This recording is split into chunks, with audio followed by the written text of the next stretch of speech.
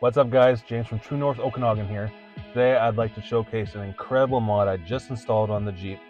I think it is a game changer for us Jeep owners who have these large spare tires mounted to the back of the Jeep. So please sit back, relax, enjoy the video.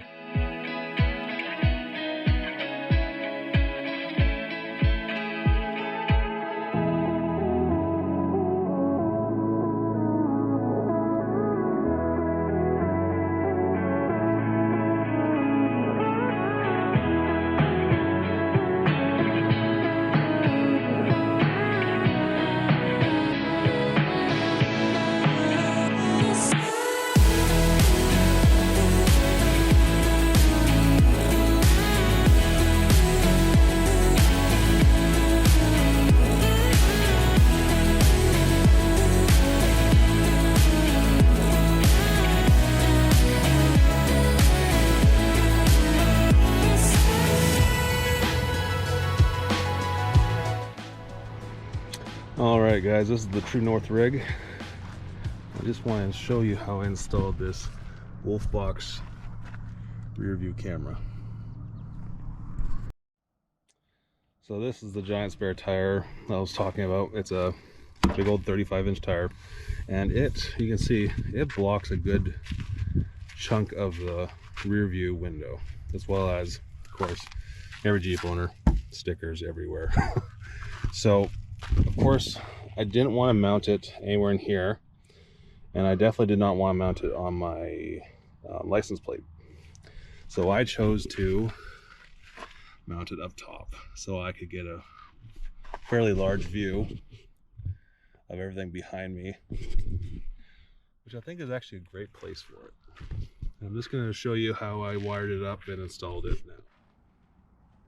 Okay, so I'm going to get all this open. Okay, so the camera itself comes with some 3M adhesive tape that comes on the bottom. It mounts straight to it. I wired it down using these 3M clips. I don't know if they necessarily came with the box or if they came with my Sony unit, but either way, I installed them using this. I think it looks very clean. I like how it kept it all together. They stick really well. And then all I did was I tucked it underneath the window, and it just goes down this seam all the way into the Jeep. And I'll show you that right now. So I got some more of these adhesive clips here. I got another one in there. So it comes down this channel over top of all the rubber, and it just loops around and comes down here. I got another adhesive clip there, and then I tucked it underneath this rubber gasket kind of thing here. So then all it does is it goes into the Jeep underneath the plastic, and this back portion of the roll cage and stuff like that, and then from there it just goes behind the plastic underneath the hard top where it gets mounted to the Jeep, and behind the carpet here. It's very simple. So it all came down behind the carpet, and then I just kept feeding it all the way to the front through the carpet, and we'll go up there and show you what's up there next. Yeah, so it just, if you wanted to tuck it, it just tucks underneath all this carpet. You can see the cords are here. I have one for the Sony backup camera and then one for the WOLFBOX. And then all you do is pop your carpet back in.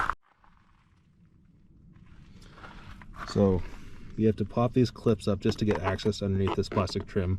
And you can actually see the wires are feeding into there. This is the trim tool I have. I think it came with like a little Jeep kit that you can get on Amazon. And all you do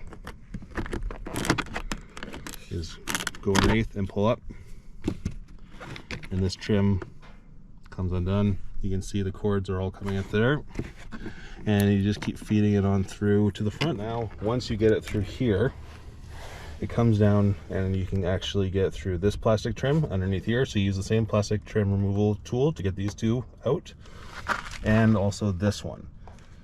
So then you feed the cord underneath all this plastic trim all the way up And you can actually see some of the cord sticking out here. You just tuck it underneath here. Then I fed it all the way up behind this plastic piece in the dash. So we're gonna pop this open. Just held on with clips usually. So once you've fed all the cable up here, to get the backup camera connected to the actual unit on the mirror, I had to feed it up through the A-pillar trim all the way up to here. And then what I did was, I think it's a lot easier when you don't have the freedom panels on, so you can take those off, but I just fed it along this trim up here, along the front trim here, and then it came out right there. It fit perfectly. It was great. I did the same thing with the GPS sensor that comes with it. I fed it along the front, just underneath this, behind this rubber gasket, and up the A-pillar trim and to the unit. Now the power source was a little different. I chose not to hardwire mine just because I already have a fuse tap in my fuse box for the aux beam. So I chose to use the 12-volt cigarette lighter. So all I did there was, I just did it in reverse. I went up the trim, down the A-pillar trim. I tucked it in through the glove box here, or behind the dash, as to say, and then above the glove box, came down, and then I have this Quadratech switch panel here, and I just pulled it out from there and plugged it directly in. I like this a lot better. Still have access to my USB for charging my phone. It's simple and perfect for me. One thing I do suggest with the GPS is to really figure out your lengths of cable before you install it onto the vehicle. I didn't realize how short this cable was to travel all the way to the A-pillar up and to the unit. And I put it here so you can see that the cable is kind of like coming loose, and I think next time I'd rather install it closer to the A-pillar or directly above the mirror itself. Okay, so now we're in the Jeep here. As you can see, all those cords have come down through the top here and are connected into each of their individual slots here. Now how this thing is mounted is really cool. It uses these rubber mounting brackets that come all the way around the original Jeep mirror, and there's a couple clips here, and they strap together, and it holds it really securely. Like, we've gone off-road quite a few times and no problem with it staying up there. So as you can see, this camera is just amazing quality, and especially for the front camera. That's the one that's the 4K, I believe. So this is the front-facing camera. If you go swipe it, you'll get both cameras at the same time, front and rear. And then of course the rear, the lighting is a little bad because it's obviously we're facing the wrong way, but still, it's a fantastic camera. It's just amazing. We got the time here, our GPS, kilometers per hour. You can stop the video, you can play the video. Your brightness setting is over here. To get to your full settings, you have to actually go here, and you have to turn off your camera for the recording for a second, and you have all these options too here. And this is where you can change the time, the speedometer, and all that stuff too, as well as like flipping the camera in different angles. I do mine recordings in 2-minute intervals, so you can switch that between, I believe it's like 30 seconds, a minute, and 2-minute intervals. I just find that more useful for me. I'd rather have a little more coverage, I guess. So you can, that's an option you can choose from depending on how you feel. One thing I also want to note is with this, you all have to use one finger. You can go up and down. You can change the view, which is amazing. So you can see the front of your Jeep if you're got anything on there. Like sometimes I put a GoPro there and I want to, like, just in case, or film it.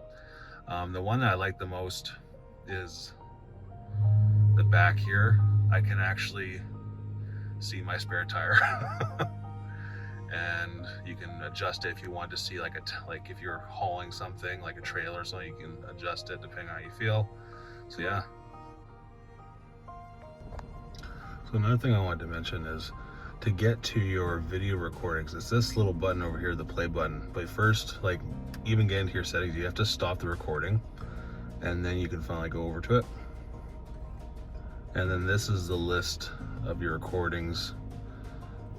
You can see all of them, and eventually they loop. So eventually they'll override each other, but for now you can see each individual one. So you can see the ones that I was just doing on the way to the spot I was recording at. But overall, you can see how good the quality of the camera is. Like it gives good recordings. I think it's amazing.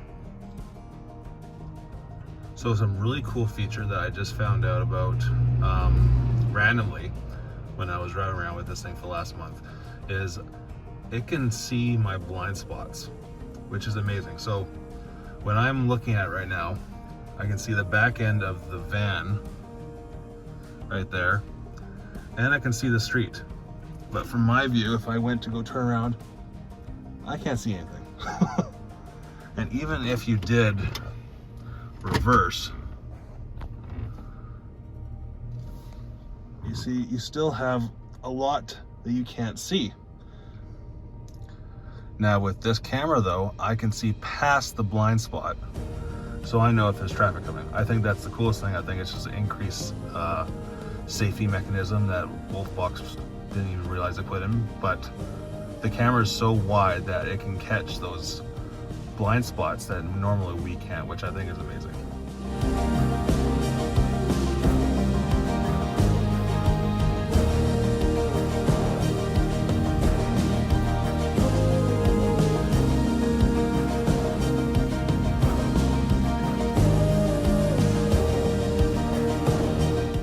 Well guys, that's all I have to say about the WOLFBOX G840H front and rear mirror dash cam.